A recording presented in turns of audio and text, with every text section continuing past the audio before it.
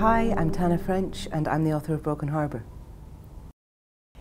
In a lot of ways, Broken Harbour is about people who are trying to do everything right, who are trying to do everything that they're supposed to do.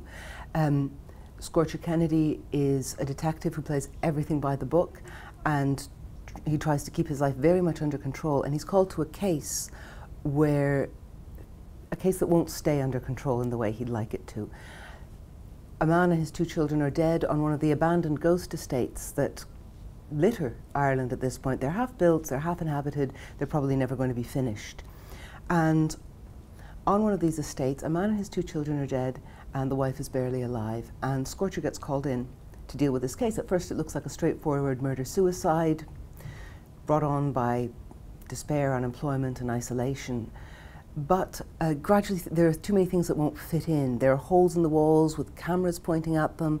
Somebody's been watching this family from a hide made in an abandoned house. And slowly, as the case gets more and more out of control, so does Scorcher's personal life. In a lot of ways, this book came from when my husband and I were trying to buy a house a few years ago. Everybody, from the government to our bank, kept trying to persuade us to buy on one of these new build estates that were springing up out in the middle of nowhere. That was what our generation was supposed to do at the time. That was the right thing to do. Now, luckily we're both actors, so doing what we're supposed to do isn't something we've ever been very good at. And we said no.